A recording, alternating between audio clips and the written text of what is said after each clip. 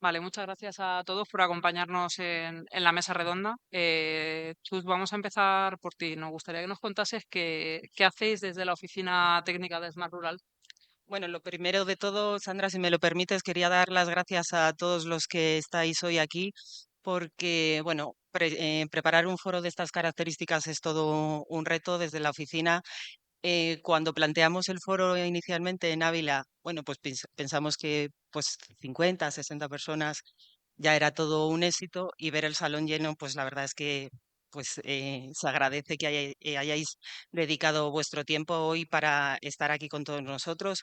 Algunos, de hecho, venís desde lejos, desde Ponferrada, desde León, desde Burgos. Entonces, que nos acompañéis ahora en esta mañana, pues la verdad es que se agradece. Gracias por dejarme decir esto. Nosotros desde la oficina de Smart Rural llevamos trabajando varios años en acercar la digitalización a las administraciones locales. Como han comentado Luis Enrique, el viceconsejero, en la inauguración, pues llevamos años trabajando ofreciendo esos servicios de digitalización a través de sensores, a través de una plataforma de territorio rural inteligente a las administraciones locales. Y quería, en esta primera parte de esta mesa, pues dar a conocer el trabajo que hacemos, porque es un trabajo para vosotros, para esas administraciones locales que estáis hoy aquí, para todos los empleados públicos que hoy nos acompañáis. Y pues bueno, quería destacar ese trabajo que hacemos en la oficina, dirigido a todos vosotros, en el que podemos enmarcar un foro como en el que estamos hoy reunidos, un foro de intercambio de experiencias innovadoras en el que, bueno, gracias a José Alberto hemos podido conocer un poquito más qué es eso de la inteligencia artificial, que no es magia, que no es algo celestial, aunque estemos en un ambiente, pues bueno, en el que estamos, ¿no? Y de hecho, con Emiliano, al final de la jornada, después del café, que yo de verdad os invito a que os quedéis, porque vamos a ver esas pantallas que ha enseñado José Alberto en la presentación, que de manera estática, pues es que lo vamos a ver en vivo y en directo con la jornada práctica. Así que aunque el café es tentador, yo sí que os invito a que después os quedéis porque de verdad vais a ver lo que la inteligencia artificial nos permite hacer, eh, no a los ingenieros, no, no, a nosotros en nuestro puesto de trabajo de manera diaria, ¿vale? Además de esos dos foros, como el que estamos ahora aquí, pues desde la oficina también asesoramos de manera técnica a todas las administraciones locales a poner desarrollar proyectos, hacer proyectos pilotaje para que podáis probar la tecnología. Os asesoramos también y hacemos formaciones para todos vosotros para que, pues bueno, jornadas como las de hoy podáis tenerlas más a mano, ¿no? Como digo, asesoramos de manera técnica a municipios locales y también detectamos y difundimos pues, ayudas que se pueden solicitar o subvenciones para esos proyectos, no solo que se puedan definir, sino que realmente se puedan ejecutar y desarrollar, ¿vale? Hacemos transferencia de conocimientos entre los municipios, ¿vale? Y bueno, pues hoy queríamos, uy, esto se me ha subido un poco, ¿no? Queríamos presentar la guía en la que hemos estado trabajando en las últimas semanas, una guía de carácter práctico. No, déjala ahí, ¿no? Una guía de carácter práctico muy dirigida a los empleados públicos, en las que conceptos que ha contado José Alberto, pues un prompt, saber qué es lo que es, porque, bueno, pues a veces oímos eso de un prompt o las herramientas que hay de inteligencia artificial, pero no sabemos realmente cuál es el potencial, para qué se utilizan. Hemos elaborado una guía que en todos los asientos teníais este papelito. Tenéis, además de la agenda, pues tenéis por la parte de atrás un QR en el que podéis descargar la guía. Ya sé que es muy tentador ponerse ahora a escanear el QR, pero os invito a que lo hagáis más tarde. El papel os lo podéis llevar Y bueno, pues os queremos presentar realmente la guía y bueno, el trabajo que hemos hecho durante estas semanas para sacarla adelante, ¿vale? Vale. Víctor, te toca. ¿No? Ahí. Vale, pues quería un poco explicar sobre todo qué es la guía y cómo está orientada. La guía está orientada para que sea lo más sencilla posible, para que todo el mundo lo entienda, independientemente de su formación, su perfil profesional. Está pensada para empleados públicos de administraciones locales y explica desde lo más básico cómo utilizar la inteligencia artificial generativa. Se centra sobre todo en casos de uso reales, casos de uso que a todos nos ocurren, de redacción de documentos muy extensos, tablas de Excel con muchas filas y muchas columnas. Entonces, quiero recalcar un poco la utilidad de la guía, que al final es el enfoque que le hemos dado. Vale, la guía incluye una explicación muy sencilla, sin tecnicismos, sobre lo que es la inteligencia artificial generativa, lo básico que necesitas para saber utilizar la guía, pues como bien ha dicho Chus, lo que es un prompt, es básicamente una instrucción. Em, ¿Qué tecnología? ¿Qué puedes esperar? ¿Vale? Pero de forma muy sencilla. También reglas básicas, normativa, cómo anonimizar los datos públicos, qué mecanismos puedes utilizar para pues, no filtrar esos datos, temas de ética, ¿vale? Luego, tipos de herramientas, muchos tipos de herramientas, desde las multipropósito que todos conocemos como ChatGPT o Gemini, de generación de imagen, generación de vídeos, de audios. Y luego los ejemplos prácticos, que lo veréis, son yo creo que súper útiles. Vamos, yo los uso todos los días. Y, vale, ¿cómo usar la guía? Se puede usar tanto para consultas puntuales, porque realmente es una guía práctica, como, como apoyo puntual. Por ejemplo, los ejemplos. Los casos prácticos están escritos de tal manera que son muy entendibles, pues, de una manera rollo receta de cocina, ¿vale? Siguiendo pasos muy sencillos y muy fáciles de entender, sin complicaciones técnicas. Y sirve tanto pues, para tareas individuales como, por ejemplo, para formación interna. Vale, ¿para qué puede servir la guía? Puede servir eh, para toma de decisiones, análisis de datos. Eh, Tienes datos de transporte público, te puede ayudar para optimizar rutas de camiones de basura, de lo que necesites. Te puede ahorrar mucho tiempo, documentos, actas de reuniones, análisis de datos masivos recogidos pues, por Sensórica, visualmente del proyecto Iberus. Y, y sobre todo te anima a probar, adaptar y aprender, porque como bien muchos de aquí sabremos, esta guía tiene una caducidad, esta tecnología avanza a un ritmo, vamos, increíble. Pero el objetivo de la guía es que aprendas a usar la inteligencia artificial independientemente del modelo que uses y de los que salgan en un futuro. Y en ella, pues, encontraréis lo que hemos hablado, los casos de uso, el código QR, como bien ha dicho mi compañera, eh, tenéis acceso a la guía y si esperáis un poquitillo, yo creo que para no hacer los spoilers, yo creo que mejor.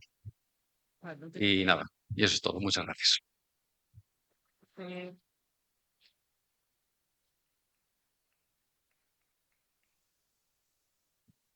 Muchas gracias, Víctor, por tu presentación. ¿Nos podrías contar cuál es el objetivo principal de esta guía práctica que habéis generado y cómo puede ayudar a los empleados públicos locales? Pues el objetivo de la guía es ofrecer un documento claro, accesible y sobre todo orientado a a la practicidad, que les permita comprender qué es la inteligencia artificial generativa y cuándo aplicarla en su puesto de trabajo. Muy bien, muchas gracias. Creo que será realmente útil para los empleados públicos. Ahora se acopla, sí. Pero, sí. Eh, Eh, sí, sí, sí. Será muy útil por lo que decía de los casos reales y prácticos. Al final, todos están realizados con herramientas que ya conocemos, al alcance de la mano, y sin necesidad de conocimientos técnicos avanzados ni ningún tipo de peripecia.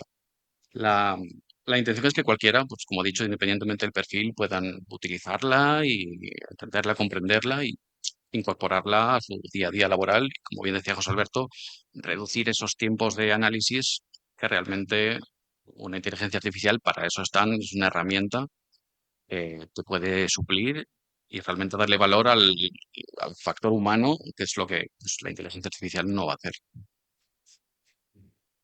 Muy bien, muchas gracias. A continuación, David, me gustaría primero que nos contases un poco qué hacéis desde su dirección de digitalización e inteligencia artificial del Ministerio de Transformación Digital Ujú. e Inteligencia Artificial, por favor. Buenos días a todos. Bueno, el nombre como va cambiando cada 2 meses, ahora creo que es Fomento y Regulación de la Inteligencia Artificial. Pero bueno, la verdad que explico bastante bien lo que hacemos. Precisamente nos dedicamos a dos patas, al fomento de la inteligencia artificial, fundamentalmente en el área de empresas, no tanto administración pública, que eso cae más del área de la SGAD, ahora convertida en agencia. Y luego somos los competentes en la regulación de inteligencia artificial a nivel nacional, desde la subdirección. Entonces, bueno, aunque es verdad que estamos siempre más enfocados a empresa que a administración pública, no podía dejar pasar la oportunidad de venir aquí como castellano-leonés residente, de aceptar la invitación de venir hoy. Eh, y bueno, lo que sí que me gustaría empezar introduciendo un poco es el tema de la regulación en inteligencia artificial y sobre todo voy a intentar hacer un esfuerzo de aclaración y de desmitificación, porque es verdad que ahora mismo la inteligencia artificial, todos lo sabemos, está en boga de todos y la verdad que cuando empiezas a leer noticias, opiniones de lo que se pretende en la regulación, está un poco este discurso encontrado siempre de la sobreregulación frente a la innovación, si nos estamos cargando la economía por regular, si es necesario regular más por el peligro. Como en todo, pues al final es un equilibrio. El reglamento de inteligencia artificial se publicó en junio del año pasado, pero realmente se aprobó en diciembre del año anterior, precisamente durante la presidencia española del Consejo de la Unión Europea, lo cual nos debería hacer sentir orgullosos y puedo dar fe de que muchísimos compañeros míos de un montón de ministerios tuvieron unas semanas y unos meses complicados para cerrar la negociación del reglamento. Sí que me gustaría introducir de forma muy general algunas ideas muy clave del reglamento. El reglamento realmente está basado en la supervisión de mercado. Lo que quiere decir esto es que se aplica a la puesta en marcha o el funcionamiento de sistemas de productos de inteligencia artificial. Por tanto, cuando leemos ahí que con la regulación se está pretendiendo limitar qué tipo de inteligencia artificial se puede desarrollar, eso no es verdad. El reglamento en ningún punto te dice qué tipo de tecnologías se pueden hacer o no, se centra en los usos y sobre todo es una supervisión de mercado muy orientada a la seguridad en el uso de la inteligencia artificial. ¿Vale? ¿Cómo se enfoca? Pues de una manera yo creo que bastante sensata. Al final lo que define el reglamento son unos usos prohibidos de la inteligencia artificial que yo creo que por otra parte a nadie se nos escapa, porque la tecnología, como decían los ponentes anteriores, ha tenido una evolución y ya se ha demostrado desde hace años que es capaz de hacer cosas realmente asombrosas, pero también peligrosas. O sea, no es ningún secreto que el gobierno chino es capaz de identificarte a través de tecnologías de identificación biométrica facial y con eso analiza tu comportamiento y te da un carnet de buen ciudadano o no, y en función de eso tienes más posibilidades de recibir una ayuda o una escolarización o no. Entonces, ahí la Unión Europea tomó la determinación de decir, nosotros no queremos vivir en ese tipo de sociedad y eso es un uso prohibido, ¿vale? Luego hay ciertos usos que están permitidos, pero que son de riesgo. Y creo que todos podemos estar de acuerdo en que si vamos a meter inteligencia artificial en un coche para que se conduzca de manera autónoma, todos nos sentiríamos más seguros si hay una evaluación de conformidad y la inteligencia artificial está aprobada antes de que se ponga en mercado, ¿vale? Y luego, por otro lado, establece ya de forma mucho más residual, porque el reglamento, si se lee, está muy enfocado en los usos de alto riesgo, unas obligaciones de transparencia, ¿vale? A nivel de administración pública, que es un poco en lo que estamos, ¿dónde pienso yo que hay más foco en la parte del reglamento? Como sistemas de alto riesgo, que son más susceptibles de afectar a la administración pública, incluso administración local, Básicamente dos. El acceso a los servicios públicos, acceso automatizado, es decir, que un algoritmo de inteligencia artificial decida si te concedo o no una ayuda o si te concedo una escolarización, por poner un ejemplo. Y por otro lado, la clasificación y acceso a servicios de emergencia. Es decir, si tenemos un sistema que de manera autónoma va a tomar la decisión de mandar los bomberos al incendio A o al incendio B, pues eso obviamente es algo sensible que tiene que estar bastante controlado. Aquí también me parece muy importante hacer una distinción bastante importante dentro del alto riesgo, y es decir, no es lo mismo que el sistema funcione de modo autónomo a que el sistema lo que haga es dar una información para que el profesional, en este caso el centro de emergencias o el funcionario que va a conceder la ayuda, a través de esa información tenga una decisión informada, ¿vale? Porque aquí ya estamos hablando de un riesgo totalmente diferente. Por un lado recae sobre el algoritmo, por otro lado sobre el funcionario, ¿vale? Y por último, destacar dos obligaciones de transparencia que aplican a todos, pero que pueden ser especialmente sensibles también para la administración pública. Informar a los ciudadanos, en este caso, o a los usuarios, si están tratando con una inteligencia artificial. Parece obvio que a todos nos gustaría saber si estamos tratando con un sistema de inteligencia artificial en una interacción o con un funcionario físico. Y por otro lado, el etiquetado de los contenidos de inteligencia artificial de cualquier tipo, sean imágenes, sea sonido, pero también texto. Es decir, si una resolución ha sido escrita autónomamente por parte de un sistema de inteligencia artificial, pues a todos nos gustaría saber que ha sido así y que no la ha escrito una persona humana. Gracias. Muchas gracias, David.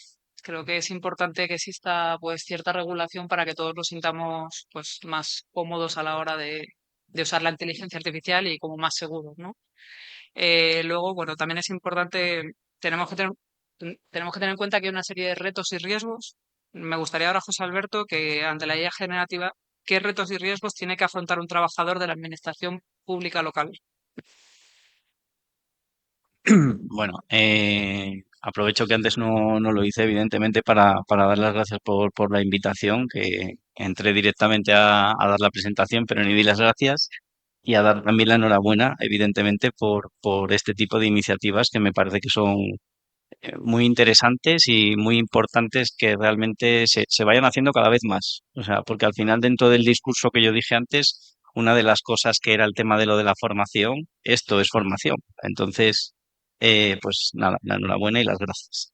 En cuanto a la pregunta que era sobre los retos, ¿no? Retos, eh, bueno, retos pueden ser muchísimos, pero así que yo considere que son destacables y que alguno ya lo mencioné realmente en mi discurso anterior, es el tema del el cambio en las competencias requeridas. O sea, en todos los trabajos nosotros a día de hoy eh, ya era importante de por sí el tema de de adquirir unas competencias digitales altas, de tener un nivel de digitalización alto como persona que va a trabajar. Pero ahora yo añado otro más que es el tema de las competencias en herramientas de inteligencia artificial y en inteligencia artificial. O sea, lo añado como una cosa a mayores de lo que es la propia digitalización, porque creo que tiene una magnitud importante eh, eh, el adquirir ese tipo de competencias, con lo cual eso es un reto. Luego, por otra parte, está, como siempre, a ninguno nos gusta generalmente que nos cambien la manera de trabajar o que nos cambien mismamente en una aplicación, que nos cambien un botón de sitio, ya nos genera que digamos, jolín, ¿por qué me lo han cambiado de sitio? Pero si lo han cambiado generalmente suele ser para algo mejor. Entonces, en este caso, el cambio en procedimientos o en formas de funcionar a nivel estructural, pues viene por ahí, con lo cual, pues tenemos que estar un poco preparados a eso. Y, por supuesto, dos de las cosas que tenía también aquí anotadas como importantes retos, el tema de la privacidad y la protección de datos, que al final, como ha ido introduciendo David, pues nos irán dando una guía un poco desde el ministerio, pues cómo enfrentarnos a eso y realmente qué aplicaciones son seguras para utilizar dentro de nuestro trabajo según con los datos que trabajemos. Y luego también algo que ha comentado David, la transparencia y la aplicabilidad. O sea, cuando vayamos haciendo estas herramientas y esas herramientas lo que hagan sean comunicarse con el usuario, pues me parece que es muy importante que al final el usuario también llegue a saber si le está respondiendo una IA o no. Vamos, lo que ha dicho básicamente David. Entonces, yo creo que esos son así los cuatro retos fundamentales. Muy bien, muchas gracias. Iremos profundizando a lo largo de la mesa redonda sobre muchos de los aspectos que has comentado.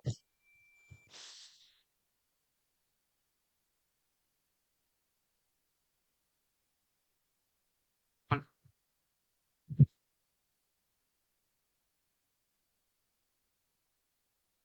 vale, bueno, ya entrando un poco más en materia, David, a nivel práctico y legal, ¿qué aspectos debería tener en cuenta una administración pública, pues que quiera plantear usar la inteligencia artificial para sus actividades del día a día?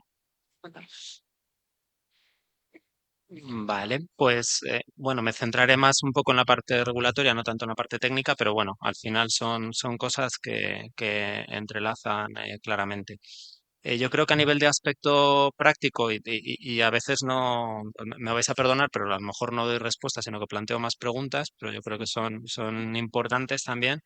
Yo creo que lo primero es plantearse que tiene que haber una definición de un responsable, ¿vale? Igual que en cualquier empresa tendrías un responsable corporativo y aquí en la parte del Reglamento General de Protección de Datos lo visualizamos muy bien porque todas las instituciones tienen un delegado de protección de datos, pues cuando tengamos que enfrentarnos a las obligaciones de cumplimiento, que en el caso, por ejemplo, de sistemas de alto riesgo no entran en vigor hasta agosto de 2026, o sea, todavía hay tiempo para prepararnos, pues es determinar un poco esa figura, ¿vale? Si lo vamos a hacer a través de un DPD, si lo vamos a hacer a través del responsable TIC, por ejemplo, de una unidad, si es mejor que sea alguien que tenga más conocimiento del negocio, si va a ser un poco más por quórum, por consenso, pero claramente ahí tiene que haber una identificación, alguien tiene que ser responsable de tener en cuenta esas obligaciones.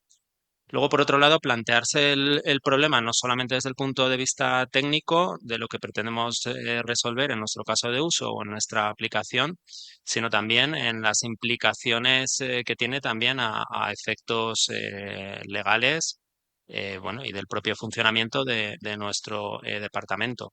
Y aquí un poco, pues nos lo han dicho anteriormente, me parece muy pertinente en la primera presentación, cuando realmente lanzamos esas preguntas abiertas de, oye, ¿realmente necesitamos inteligencia artificial para lo que queremos hacer? ¿O realmente necesitamos dentro de la inteligencia artificial que sea generativa? Porque ahora parece también que si no haces inteligencia artificial generativa no estás haciendo nada. Bueno, pues, sistemas de machine learning que hacen clasificaciones automáticas súper útiles y que funcionan de maravilla se llevan utilizando un montón de años, si no me equivoco, ¿no? Por otro lado, la parte de los datos yo creo que es fundamental. O sea, también lo hemos comentado anteriormente, tenemos datos, los datos son de suficiente calidad, son datos personales o no, eso tiene una serie de implicaciones, etcétera. Y luego también el plantear cuál es nuestro rol como administración pública. ¿Estamos actuando como proveedor del servicio o como responsable del despliegue? Es decir, vamos a hacer el desarrollo in-house y entonces tenemos una serie de obligaciones legales. O lo que estamos haciendo es desplegar un sistema que nos va a poner un adjudicatario. Si es ese segundo caso, tenemos otro tipo de obligaciones y tenemos también no voy a decir presión, pero sí desde luego una oportunidad de definir en nuestros pliegos, pues parte de ese cumplimiento normativo, ¿no? Para que quede todo atado. También, un poco al hilo de lo que hablábamos antes, yo creo que la parte más importante es la explicabilidad. O sea, que nosotros, tanto si estamos desarrollando como si estamos comprando ese sistema de inteligencia artificial, que sepamos cómo funciona, las limitaciones de uso, cómo está tomando ese tipo de decisiones, ¿vale? Y luego, por otra parte, los aspectos de supervisión humana. O sea, realmente aquí tenemos que diferenciar muy claramente si el sistema nos está sirviendo para automatizar procedimientos internos, más de back office, ¿vale? En ese sentido, ahí probablemente la supervisión humana la definimos nosotros, pero no tenemos una obligación legal de tener una supervisión humana ni de tener esa trazabilidad. Digamos que es más por nuestro propio bien, pero en cambio ya si estamos tomando decisiones hacia el ciudadano, ahí ya entramos en otro estadio diferente y eso tiene que quedar muy claro desde el principio.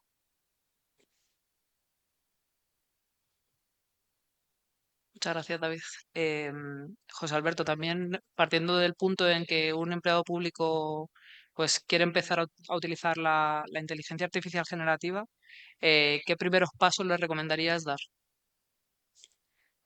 Bueno, pues como primeros pasos, asistir a estos foros Y después de asistir a estos foros, pues otro punto importante, interesante que puede venir bien para, digamos que, porque el boom de las herramientas que está habiendo es muy grande, ¿no? Entonces, u- una, eh, un consejo que yo doy es pues, que se lean la guía, que se lean la guía que se está presentando hoy aquí, porque es que precisamente yo la he visto y como muy bien ha dicho Víctor, eh, es apta para todos los públicos, no os tiene que dar miedo abrirla, no está con lenguaje técnico y yo creo que es un muy buen comienzo para, para empezar con esto, ¿no? Entonces, familiarizarse con lo que es el concepto de estas herramientas y las posibilidades que hay, empezar a trabajar en tareas que sepamos, entre comillas, que son de bajo riesgo. De bajo riesgo me refiero que tengamos claro, pues, que no vamos a tener problema con los datos que estemos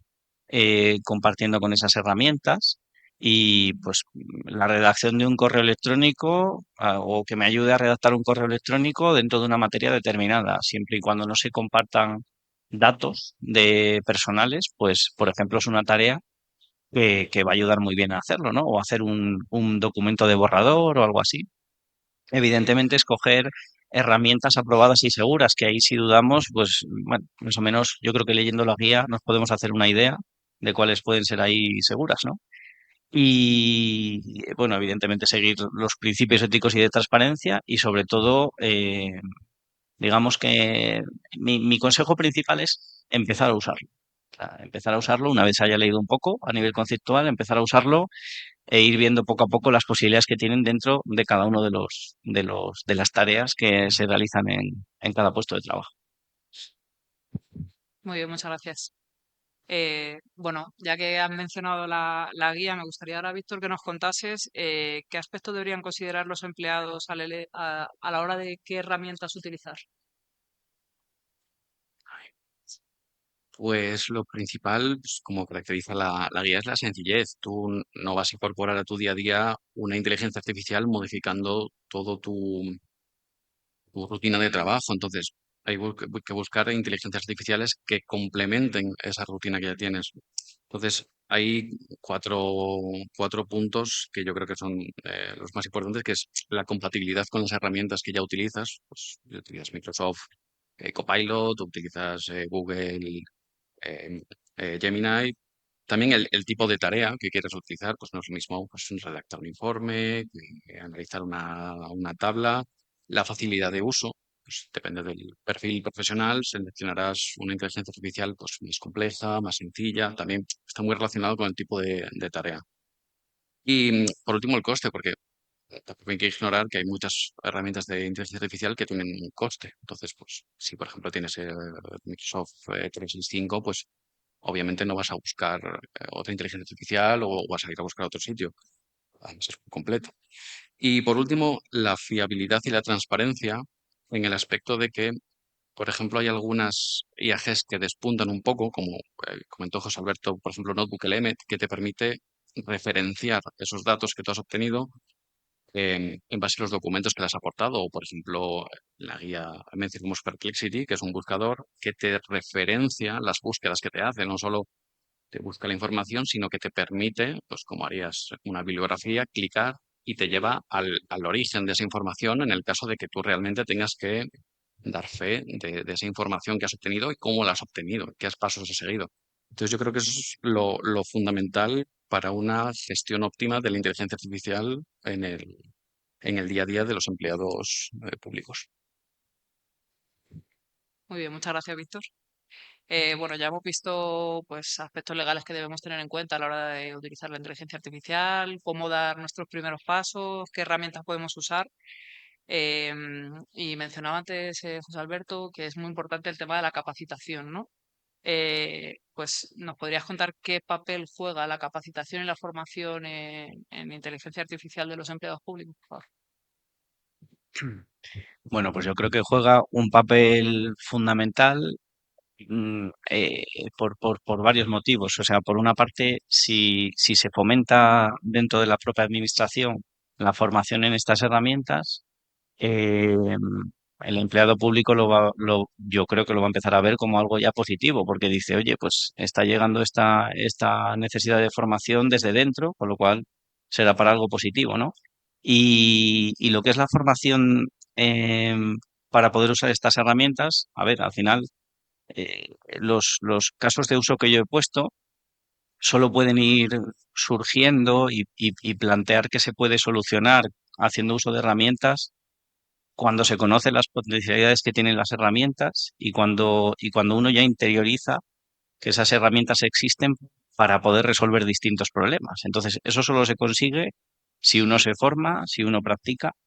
Y en la formación, hombre, evidentemente, aunque yo abogo porque es muy importante que la formación llegue desde arriba y que se fomente esa formación, también uno de manera autodidacta siempre está bien que también pruebe cosas porque eso va a ayudar a que mejore sus propias competencias en el uso de las herramientas, ¿no? Siempre, como digo, teniendo en cuenta todo el tema ético, la privacidad de los datos, etcétera, y con qué estamos trabajando, ¿no? Pero me parece fundamental la formación y la formación continuada en estas herramientas.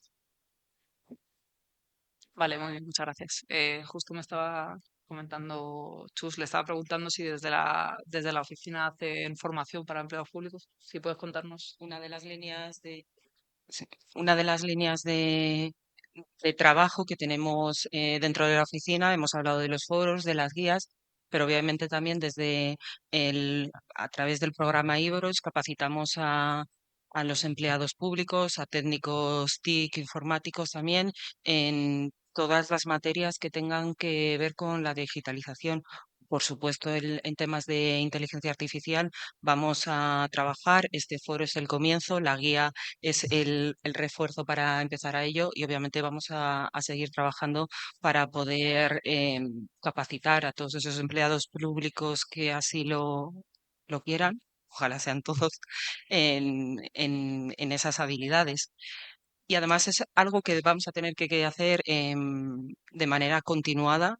En la guía hemos reflejado que esto es lo que hay actualmente, pero la tecnología evoluciona tan rápidamente que somos conscientes, y de hecho lo ponen en uno de los primeros párrafos de la guía, que es lo que hay ahora, pero hay que ser conscientes de los términos de uso que haya en el momento que yo la vaya a utilizar y cómo ha podido evolucionar. Entonces, sí que es importante, como comentábamos, ya no me acuerdo qué ha sido en concreto, que tenemos que enseñar habilidades, competencias, no tanto el uso de una herramienta en concreto, pero ya no solo con IA, con cualquier herramienta, pero quizás con inteligencia artificial, que la evolución es tan rápida, debemos aprender a usar la tecnología sin un paso a paso, porque el paso a paso, como yo me gusta decir, el rastro de hormiguitas, de migas de pan, las hormiguitas pierden una y ya se despistan y se van. Tenemos que ser capaces de seguir el caminito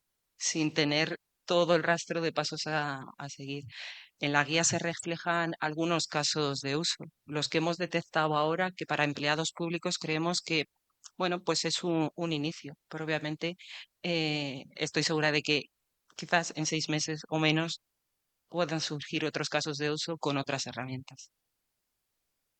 Muy bien, muchas gracias, Chus. No sé qué oye. Ahora. Bueno, en la guía también se habla sobre la supervisión humana en el uso de la IA. Antes David nos comentaba, ¿no? Como si lo utilizamos para algo más interno, quizá no sea tan importante, pero ¿hay alguna forma de garantizar que la IA se usa como apoyo y no como sustituto de la toma de decisiones dentro de la administración pública? Vale, pues encaja un poquito con lo que estábamos hablando antes y aprovecho para traerlo un poco a mi terreno. Pues, comparto la necesidad y la utilidad de la formación, pero yo incluso me iría un paso más atrás y es que el propio reglamento establece la obligación de que todo operador de un sistema de alto riesgo de inteligencia artificial tiene que tener una alfabetización, ¿no? O sea, quiero decir, probablemente no tenga que tener un conocimiento técnico de cómo se desarrolla ese sistema, pero sí que va a tener que tener, por lógica, un conocimiento mínimo de lo que puede y no puede hacer la inteligencia artificial, cuáles son los riesgos, etcétera. Entonces ahí yo creo que ese requisito que es como un poco abstracto, ¿no? De que esa alfabetización hasta dónde llega. Entiendo que la comisión nos irá dando información más detallada sobre eso, pero bueno, que lo tengamos ahí encima de la mesa. Yo creo que este tipo de iniciativas van un poco en esa línea. Respecto a la supervisión humana, o cómo aseguramos que haya supervisión humana. Bueno, una cosa es lo que dice la obligación del reglamento y otra que la supervisión humana yo creo que es necesaria y es útil en todo momento, ¿no? Si estamos hablando de procedimientos que son más internos, ahí ya tenemos una figura dentro del procedimiento administrativo y de la Ley 39, que es la actuación administrativa automatizada, que nos suena a todos bueno, pues al final tú eso lo puedes hacer con un algoritmo, digamos, normal o lo puedes utilizar con inteligencia artificial, pero tú al final la base es que tú necesitas saber por qué se está tomando una decisión como empleado público, ¿vale? Entonces, esa parte yo creo que es fundamental. Para mí más importante que el hecho de la supervisión, que parece que en algunos escenarios pues, se puede ver pues mucho más claro, ¿no? Por ejemplo, si estamos determinando si voy a meter en quirófano a una persona o a otra con una actuación automática, pues obviamente querremos que el protocolo del hospital tenga garantizado que va a haber un doctor que va a ser quien finalmente va a tomar la decisión. O sea, que el algoritmo de inteligencia artificial simplemente le sugiera, pero que haya una persona que se va a hacer responsable de esa decisión. Pero yo me iría un paso más atrás y para mí lo que me parece fundamental es la explicabilidad. Dentro de todo lo que es la transparencia, para mí la palabra clave es explicabilidad. Y es decir, que si nosotros estamos tomando una decisión o estamos algo a lo mejor que no sea tan crítico, sino determinando dentro de un proceso administrativo qué solicitudes las estoy descartando o no, pues igual que a un funcionario le pediríamos, oye, ¿por qué se están descartando estas? Pues porque no cumple este criterio de la convocatoria que hemos puesto, que el sistema de inteligencia artificial tengamos claro el por qué está tomando esa determinación. Muchas gracias, David. Me gustaría ahora preguntarle a José Alberto, ¿qué barreras crees que se pueden encontrar los empleados públicos a la hora de adoptar estas tecnologías? Bueno, pues barreras se pueden encontrar. La primera, evidentemente, falta de formación. Esa es una barrera importante. La siguiente puede ser una infraestructura tecnológica limitada. O sea, por ejemplo, Víctor comentó que tenemos tantas herramientas ahora, algunas, yo mencioné una que decía que si se utiliza, por ejemplo, la licencia si se paga por la licencia, va a funcionar mejor, pero claro, no podemos tampoco comprar todas las herramientas que existen. Entonces habrá que hacer un estudio en función de las funciones que se tengan que desempeñar y las herramientas que hay, si son de pago, pues ver realmente cuál interesa más, ¿no? Entonces, esa puede ser una. Eh, Como dije también antes, la desconfianza en la propia tecnología y en las respuestas que nos dan, que bueno, yo he intentado destacar en mi ponencia al principio que, o sea, aunque tengamos que validarlo nosotros, que no desconfiemos tantísimo, que normalmente si la utilizamos bien, la información que nos va a dar también es buena, si la utilizamos bien. Y los marcos normativos, evidentemente, ¿no? Que como están ahora aún en desarrollo y la tecnología es que va tan deprisa que es tan difícil regularizar y hacer esos marcos normativos que eso, pues creo que es otra barrera, ¿no? David? Muy bien, gracias. Comentaba José Alberto, ¿cómo analizar las herramientas a la hora de contratar? Mm. David, ¿qué aspectos debe tener una administración pública? Pues en materia de contratación a la hora de desplegar un sistema de inteligencia artificial generativa. Vale, pues aquí el primer consejo sería pues referirse a las guías de contratación que ya está sacando la Comisión Europea. Creo que hace 2 semanas ha publicado una segunda versión de guías de contratación. No es que sean unos modelos de pliego ni nada súper elaborados, son más unas pautas comunes de sentido común, pero básicamente lo que vienen a determinar es un poco qué aspectos tenemos que exigir a nuestros proveedores para que nosotros como responsables de despliegue, como administración, nos aseguremos de que ellos están cumpliendo las obligaciones que tienen como proveedor. Y ahí hay algunas cosas que probablemente todo proveedor ya tenga en la cabeza o tenga integrado, pero que quizás el reglamento pues da alguna pauta o alguna obligación adicional. Pues el tema, por ejemplo, de procedimiento de gobernanza de datos, tema de conservación de registros, precisamente lo que hablaba antes, para poder hacer esa trazabilidad de los sistemas y que se puedan saber exactamente. Instrucciones de uso, limitación de la inteligencia artificial, eso tiene que quedar claro cuando te entregan un sistema, aspectos relacionados con esa transparencia y supervisión humana. Y luego tiene que quedar claro que si están sujetos por el reglamento a tener una evaluación de conformidad, nosotros como administración se lo vamos a exigir, como no puede ser de otra manera, que tiene que haber unas acciones correctivas. Y hay un aspecto que me parece también fundamental, que es el riesgo luego dentro del uso o en la monitorización postmercado de ese sistema. Es decir, si nosotros ponemos en marcha un sistema de inteligencia artificial y se empieza a apreciar que puede haber un riesgo de utilización, un riesgo serio, incluso de vulneración de derechos fundamentales, nosotros como administración pública, como institución que estamos poniendo en marcha ese sistema, también el proveedor que provee ese sistema, tenemos obligación de comunicárselo a las autoridades de vigilancia de mercado. En nuestro caso, como administración pública, nos correspondería a la Agencia Española de Supervisión de Inteligencia Artificial, pues para que tome las medidas correctivas que sean pertinentes. Gracias, David. Entiendo también, bueno, que las administraciones públicas, pues, una vez que se plantean contratar, pues, sistemas de inteligencia artificial, ¿no? Se tendrán en cuenta qué tipo de tareas son las que yo podría hacer en mi día a día para, basándome en la inteligencia artificial, ¿no? Me gustaría, Víctor, que nos cuentes, pues, qué tipo de tareas son las que más pueden beneficiar en el uso de la inteligencia generativa a nivel municipal, por favor. Pues realmente los usos no son infinitos, pero son muy amplios. Voy a referirme un poco a los ejemplos que presentamos en la guía, que creo que son bastante ilustrativos, que serían, por ejemplo, pues, la elaboración de un informe administrativo con datos recogidos, o, por ejemplo, la creación de un vídeo turístico para pues, pequeñas administraciones que no tienen los recursos para contratar un diseñador, un montador de vídeos, etcétera. También para visualizar datos, volúmenes de datos increíbles. Por ejemplo, en el ejemplo de uso de la guía hablamos de datos obtenidos durante un año por 4 rutas de autobuses de una ciudad. Es decir, eso es un volumen de datos increíble para que un solo técnico municipal lo analice. Entonces, ese sería otro. Y luego el último sería, pues, el más sencillo de todos, que sería un acta de una reunión. Por ejemplo, pues te conectas en Teams y sacas la reunión, le mandas a los asistentes y eso sería realmente acompañar un poco el trabajo del empleado. Gracias, Víctor. Bueno, hoy estamos viendo, pues, desde la Junta de Castilla y León cómo tratan de potenciar el uso de la inteligencia artificial, pero me gustaría también, David, que nos cuentes desde el Ministerio qué acciones estáis llevando a cabo para fomentar el uso, ¿no?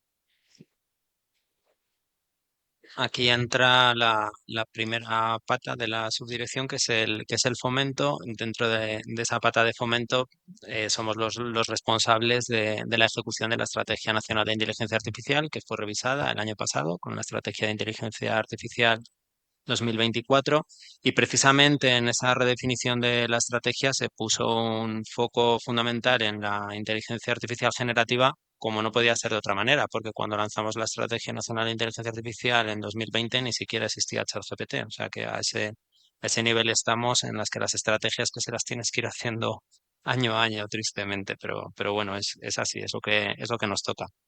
Me gustaría destacar tres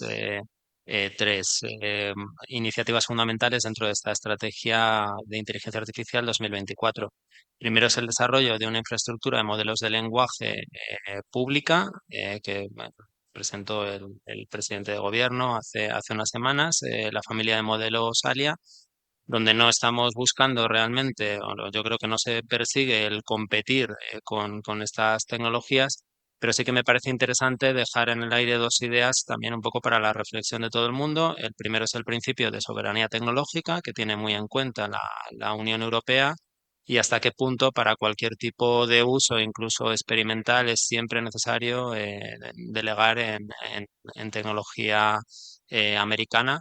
Y luego hay otra parte que me parece fundamental dentro de este principio de formación y de generación de ecosistema, pues creo que es una medida que nos está permitiendo, nosotros desde luego desde la Administración General del Estado, ganar muchísimo conocimiento, yo creo que también al resto de administraciones públicas y de la industria española, de lo que realmente supone el proceso de creación de un modelo fundacional o de propósito general.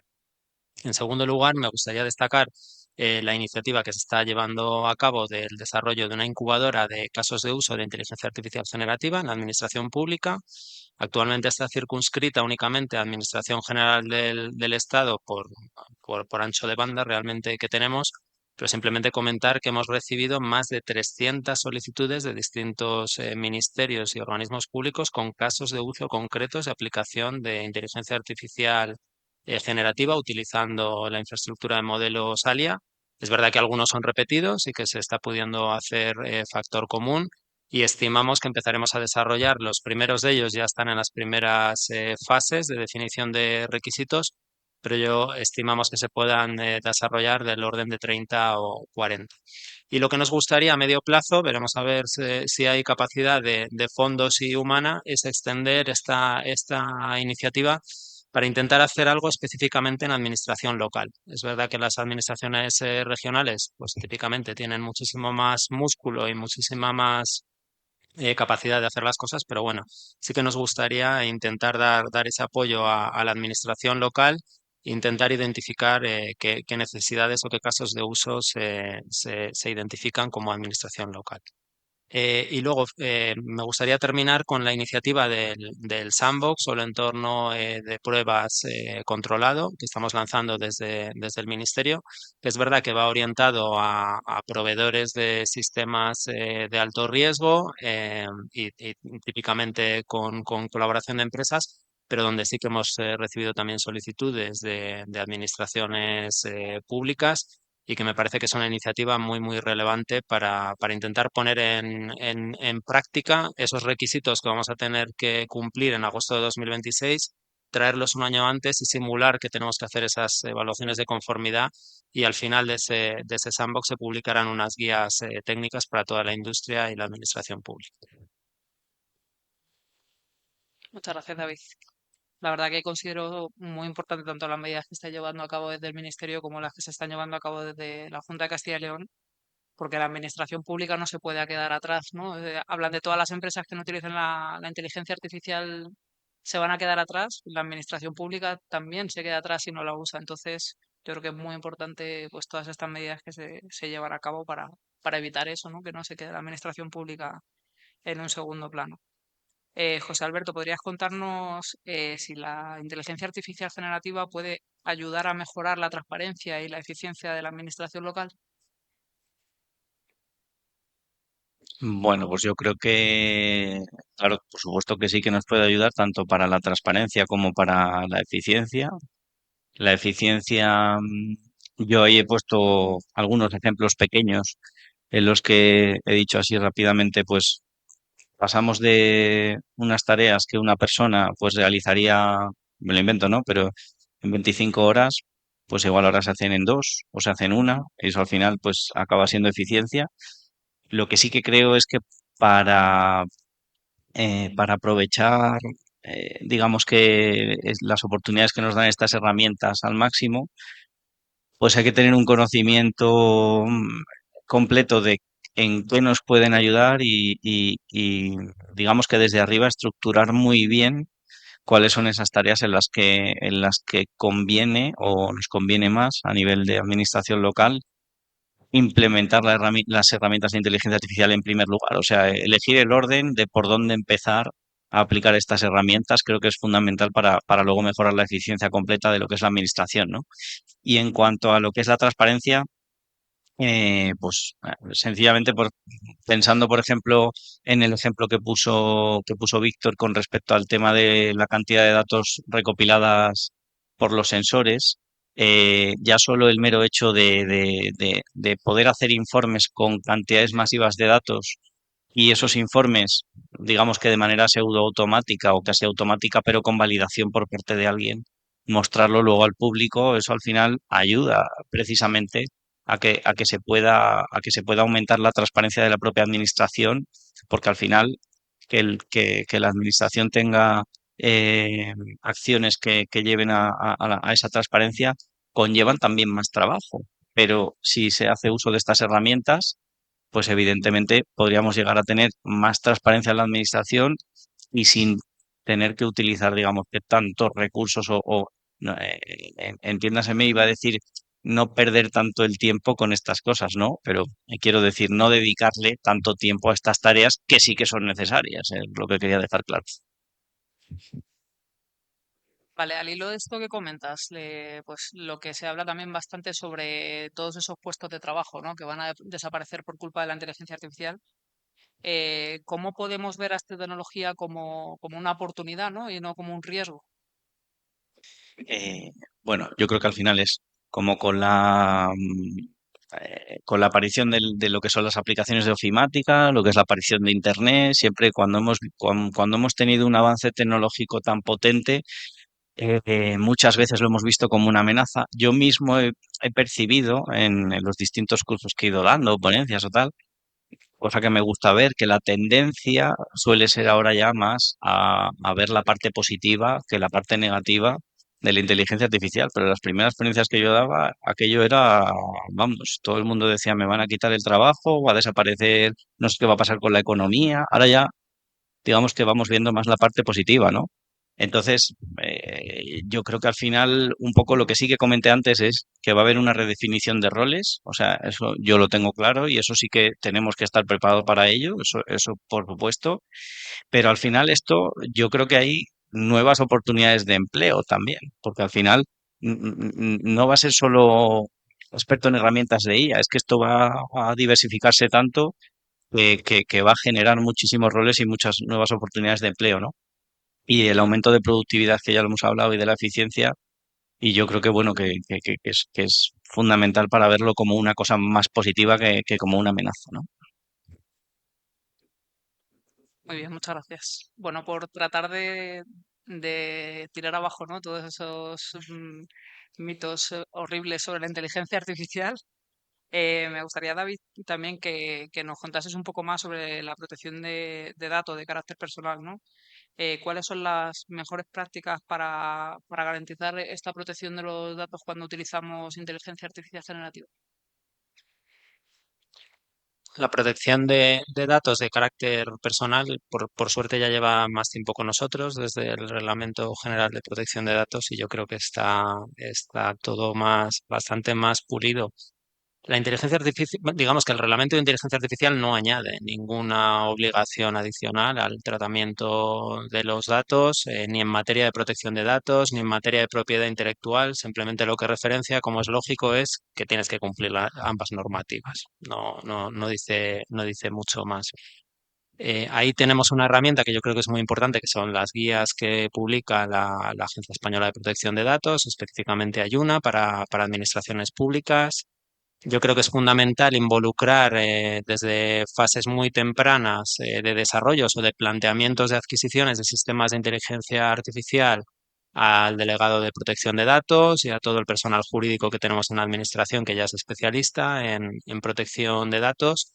Y también a nivel técnico balancear en qué vamos a utilizar datos personales, cuál es el fin y sobre todo si es estrictamente necesario y en qué sentido. Quiero decir que no es lo mismo que nosotros estemos subiendo información a un servicio a la nube con datos personales a que, por ejemplo, decidamos implementar un RAG, un Retrieval Augmented Generation, un sistema que tire de nuestras bases de datos, que están controladas, que están en local, que tenemos muy pautado cuál es ese acceso y la información que están dando. Ese tipo de decisiones es lo que tenemos que calibrar. Y luego, por último, también, y aprovecho también para dejar otra idea en el aire, porque es algo que ahora mismo está muy en boga, que es el uso de los datos sintéticos.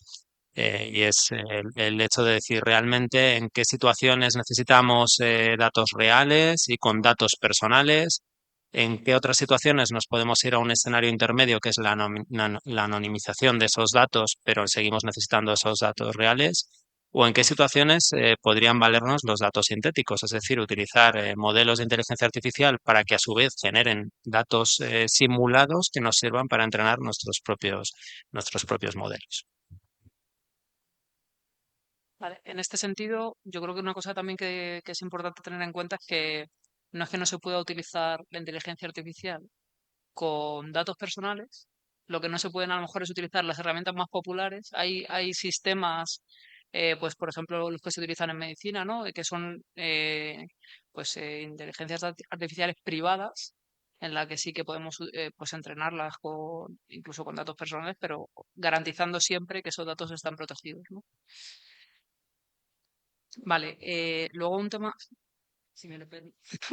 Si me lo permites, a raíz de lo que está comentando Sandra, dentro del proyecto de Iberus, Smart Comunidad Rural Digital, uno de los socios, el Ayuntamiento de Ponferrada, para la policía local ha instalado una inteligencia artificial que les ayuda y les permite, pues a eso, a los policías locales, le facilita la generación de esos informes y ahora no me acuerdo, Policiales, ¿no? los informes policiales, correcto, y obviamente no es un sistema en la nube, no se utiliza ChatGPT ni, entonces es un sistema cerrado, ya no por datos personales, sino por las implicaciones que tiene a nivel de salud, delitos, ese tipo de información. Entonces, dentro del proyecto Iberus, quería destacarlo porque, bueno, pues es un proyecto que una administración local está haciendo aquí en Castilla y León.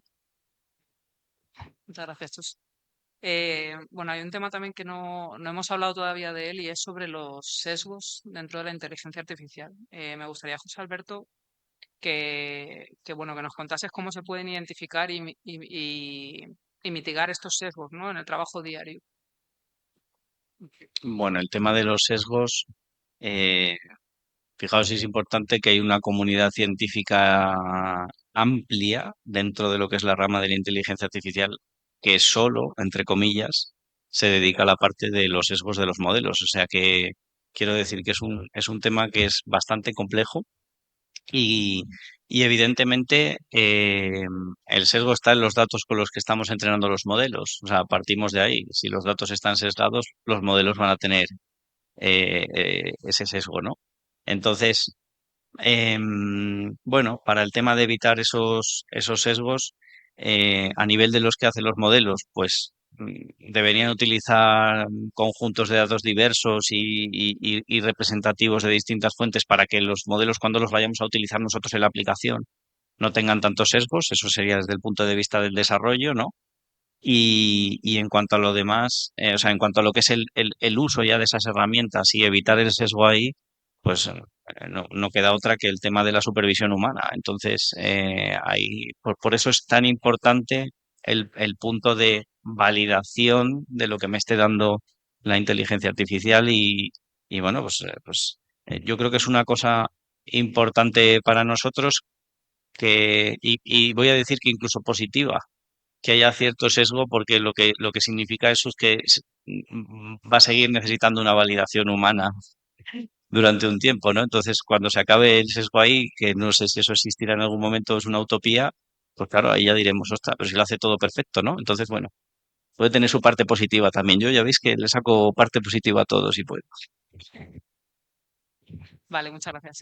Bueno, nos quedan ya solo dos preguntas. Os voy a pedir que contestéis muy rápido porque vamos un poquito retrasados. Me gustaría, David, a nivel ético, que nos cuentes pues qué aspectos son los fundamentales que debemos tener en cuenta. Me voy a centrar solo en uno para no comer mucho tiempo, pero básicamente introduciría otros dos, que es desde la administración pública, me parece fundamental ya no ir más allá de la transparencia, sino la rendición de cuentas, que como administraciones y como servidores públicos nos obliga. Hablábamos de evitar sesgos y de todo lo que esos sesgos nos puede llevar a acrecentar brechas de género, de edad, digital. Pero bueno, estos son aspectos más conocidos y más manidos y me gustaría poner sobre la mesa uno que quizás no tengamos tan en la cabeza, y son los aspectos éticos relacionados con la sostenibilidad de la propia inteligencia artificial. Nos podemos hacer a la idea, y tenemos muchísimos datos de la cantidad ingente de energía y de consumo eléctrico que se necesita para entrenar sobre todo los modelos de inteligencia artificial generativa. Y ahí me gustaría introducir también como trabajo que estamos haciendo desde la unidad que represento, el Programa Nacional de Algoritmos Verdes. Está trabajando en la elaboración de una norma junto con UNE y en la que participan varias instituciones para intentar definir mecanismos de estandarización que, por otra parte, acabará obligando el reglamento de medición de consumo energético durante la fase de entrenamiento de sistemas de inteligencia artificial. Pero que tengamos también en la cabeza esa tercera perspectiva. Muy bien, muchas gracias, David. Y por último, bueno, hay un tema también que creo que no podemos olvidar, que es pues la ciberseguridad, ¿no? La IA generativa puede ser una herramienta poderosa, pero plantea pues ciertos riesgos a nivel de seguridad. José Alberto, ¿nos podrías decir cuáles son las principales amenazas de ciberseguridad relacionadas con su uso? Bueno, como ya teníamos poquito tiempo, me las anoté aquí, por decir varias, ¿no? Pero bueno, está pues el tema de la fuga de información sensible, que ya hemos hablado aquí de ello. La generación de contenido falso manipulado, que también lo hemos hablado. El incremento del riesgo de ataques de ingeniería social, porque al fin y al cabo, pues la inteligencia artificial se puede usar para el bien o para el mal. Entonces, pues eso también está ahí, pero bueno, lo mismo que cuando apareció Internet y la Deep Web y los foros, digamos que para hacer el mal, ¿no? Entre comillas. Las vulnerabilidades que pueda haber precisamente en la integración en sistemas públicos, en la administración pública, evidentemente, pues hay que tener cuidado con eso, ¿no? Y la falta de trazabilidad y control del contenido que se genera también es uno de los problemas a nivel de ciberseguridad. Y por supuesto la dependencia tecnológica y la pérdida de la soberanía digital, que ya se ha hablado también aquí sobre ella, es lo que tenía un poco anotado. Muy bien, muchas gracias. Bueno, también que tengamos en cuenta que pues, los fabricantes de ciberseguridad también utilizan la inteligencia artificial para luchar contra los ciberatacantes. Así que bueno, aquí en la carrera de a ver quién, quién llega antes, ¿no? Eh, bueno, ya por último quiero agradeceros a todos la participación. Voy a dejar a mi compañera Chus que haga el cierre de la mesa. Gracias. Bueno, empiezo y acabo. Recordaros pues lo que os comentaba al principio de la charla, que en el folleto que os hemos dejado encima de la silla tenéis el QR de acceso a esa guía que hemos preparado, en la que todas estas ideas que han ido surgiendo y hemos presentado en la mesa las tenéis de una manera que hemos intentado que sea comprensible, fácil de entender, que os permita acercaros a la inteligencia artificial sin miedo, con esas herramientas que actualmente están disponibles, el uso que se puede dar de cada una de ellas y sobre todo la parte de ejemplos de uso que hemos recogido no solo con ese paso a paso, a modo pues un poco de recetario como hemos venido diciendo entre nosotros, ¿no? Para poder hacer un informe, generar un vídeo, realizar un acta de una reunión en Teams, pues no solo lo tenéis paso a paso, sino además es que hemos incluido unos screencasts, un video tutorial de cada uno, que igualmente con un QR vais a poder ver el paso a paso de cómo se hace, porque no es magia, no es, o sea, es algo que podemos hacer todos y cada uno de nosotros desde nuestro puesto de trabajo. Aunque tenéis la guía, aunque tenéis los vídeos, yo sí que pediría encarecidamente que después del café volvamos, porque con Emiliano tenemos eh, la posibilidad de ver en real uno de esos casos prácticos que tenemos en la guía. Gracias.